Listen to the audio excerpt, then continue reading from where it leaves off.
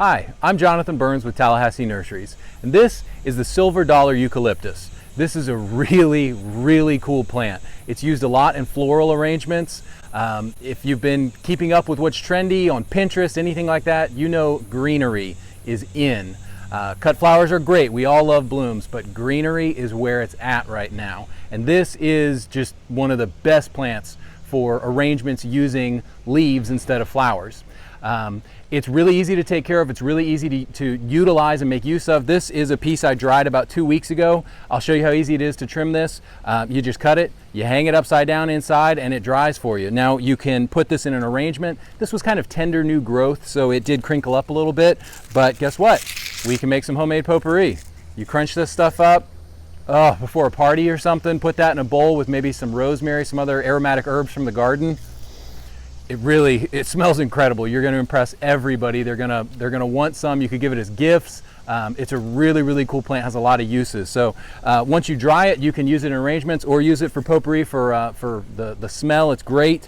Let me show you how to do that. You can also use it fresh in an arrangement.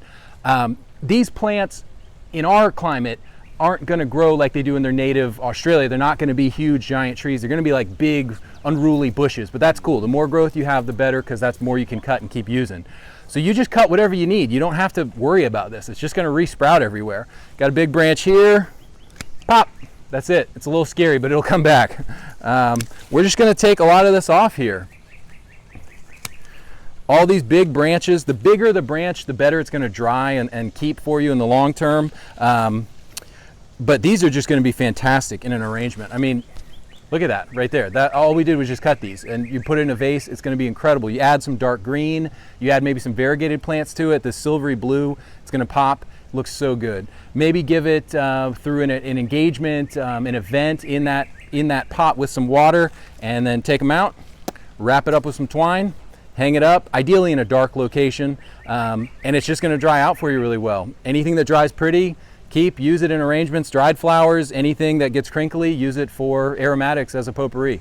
Super useful. How do you take care of this plant? Trim it as you need it. That's the main thing. You want to just keep snipping on it. Just keep cutting on this plant and use all of it. That's every time it sends out growth. That's just more stuff you can use. It's really cool. You can make arrangements all the time.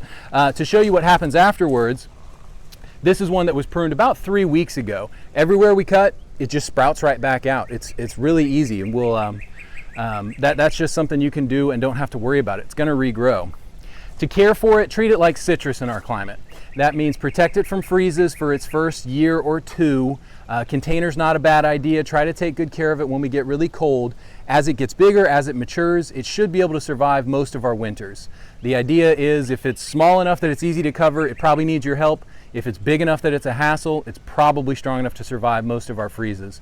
That being said, it's smart to put it in a protected location. It likes good sun for maybe half of the day. I like to put them underneath the edge of a large tree so it gets shade, which protects it from freezes, but it also gets some sun coming in the side, which lets it grow nice and full.